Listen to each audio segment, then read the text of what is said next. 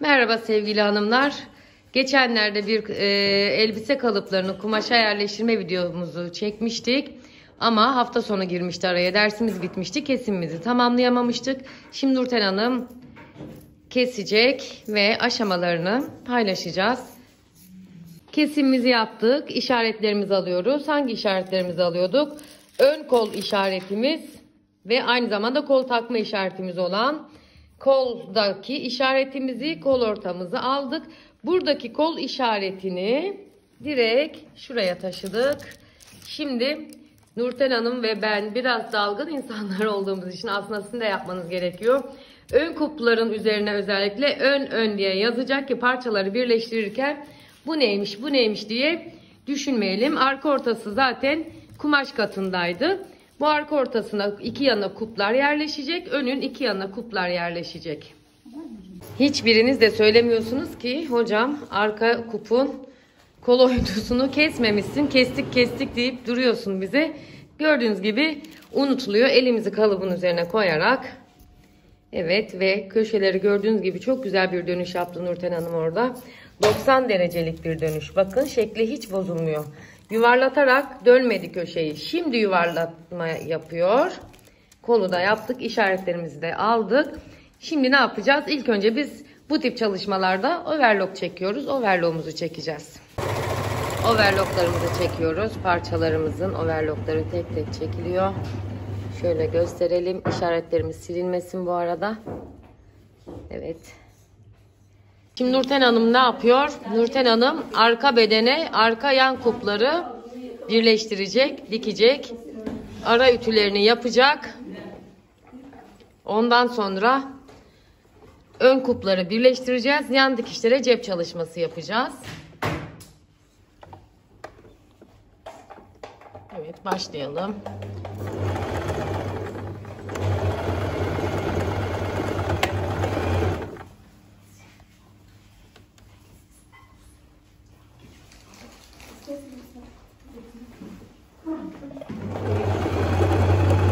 Göstereyim. Arka bedene arka kuplar dikildi. Tersinden daha iyi anlaşılacaktır. Kol parçaları birleştirildi. İki parçalı koldu biliyorsunuz. Şöyle göstereyim. Burada ön kup arka kupla birleştirildi. Burada da ön parça birleştirildi. Şimdi cep çalışmasını yapacağız. Şimdi Nurten Hanım bunun ceplerini çalıştı. Cep çalışmasını çekmeyi ne yazık ki hanımlar unuttuk. Çünkü çok yoğunduk. Ayrıca cep çalışması şeyde var. Gönderilerimde var ama size söz bir cep çalışması paylaşacağız. Omuzlarını birleştirdi. Omuzlarını birleştirdikten sonra kollarını taktı. Kol makinesini çekecek. Umarım net gözüküyordur. Evet. Şimdi devam et Nurten Hanım sen ben çekerken. Kol üstünü dikeceksin değil mi? Tamam. Şöyle. Nasıl unuttuk biz kolu çekmeyi ya? Yani iş yaparken aslında video çekmeyi unutuyoruz. Öyle bir sıkıntımız oluyor bizim. Çok karışık. Kol altını denk getirdi. Dikişlerini ikiye açarak. İğneleri şurada. Şimdi kol altından başlayarak makinesini çekecek. O da olur, o da olur. Aslında en mantıklısı o.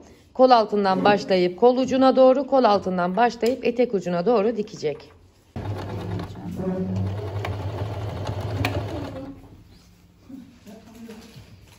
Parçaları denk getiriyor eliyle. Gördüğünüz gibi ilk önce ayarlıyor. Evet evet. Şöyle tutalım, görelim. Kolay gelsin diyelim.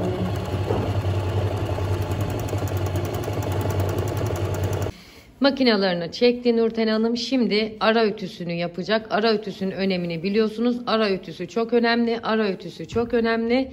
Çok önemli.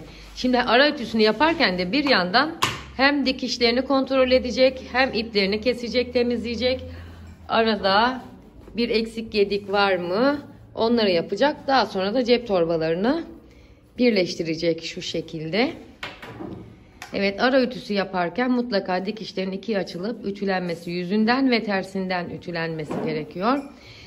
Kumaşına göre de bazen Hiç ikiye açmadan önce kumaşı, önce şuradan ütülemek, sonra ikiye açmak da gerekebiliyor ama kot kumaşta biz ona gerek duymadık şu an. Bir minik prova yapıyoruz. Şöyle dönebilir miyiz? Hafif. Evet. Şurada bir bize şey çıkardı. Kollar biraz hoşumuza gitmedi yapınca. Şimdi bu dikişi biraz içeriye alacağız.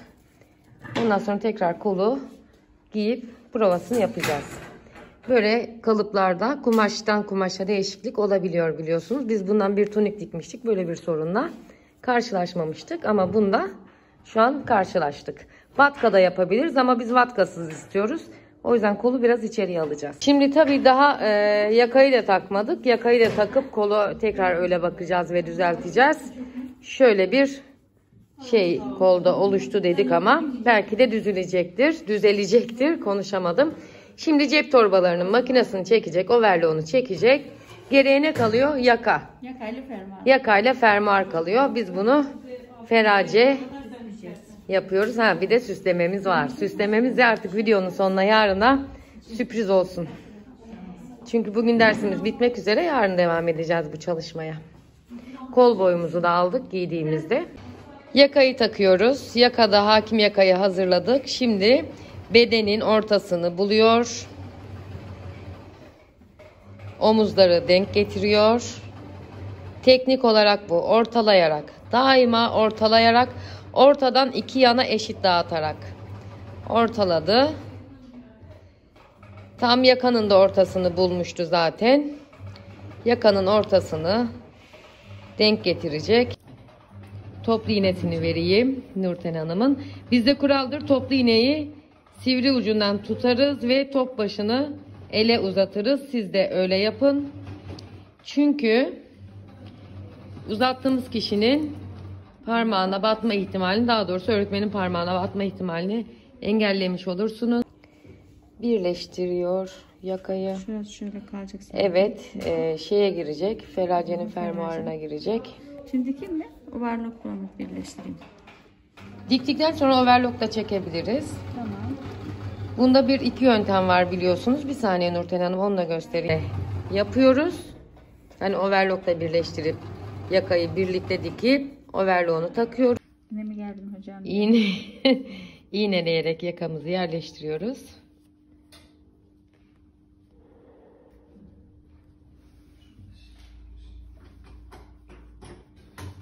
Yakamızı, makinesini çektik. Bunu şimdi şu overlock'u keseceğiz buradan. Aslında yakalarda overlock çekmemek gerekiyor. Dalgınlığına gelmiş. Şurayı kıvırıp buraya birleştireceğiz. Şu şekilde sol elimle gösteriyorum. Dikilecek. Tabi buranın fermuar yeri de buna dahil olacak. Yani yakanın içine girecek şekilde olacak. Bu sefer de yakayı ve cepleri dikmeyi size gösteremedik. Her videomuzda ayrı bir ürünün ayrı bir aşamasını paylaşıyoruz. Şurada tabi hemen kaçırmadan şunu göstermem gerekiyor. Bu pantolonun da kalıp ve şey aşamalarını sizinle inşallah Instagram'dan paylaşacağım. Buna hiç vakit bulamadım çünkü, ama çok güzel bir pantolon oldu. Güler Hanım'ın ellerine sağlık. Bunu da arada size göstermiş olayım. Gecemizin biraz acelesi olduğu için Nurten Hanım bunu bu gece evde dikecek ama şöyle gösterelim.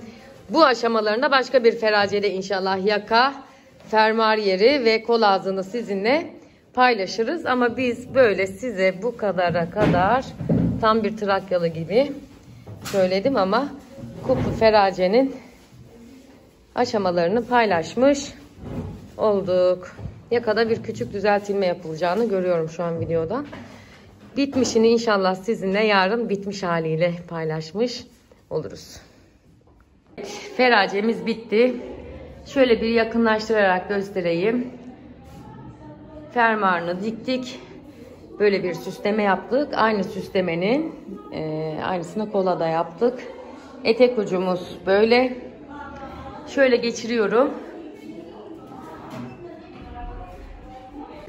Mankenimiz 34 beden, her zaman söylüyorum. Manken üzerinde giysiler kendini çok güzel göstermeyebiliyor ama genel hatlarıyla şöyle göstermeye çalışıyorum size. İçinde de elbisemiz var. Kupluydu. Kuplar buradan çok gözükmüyor.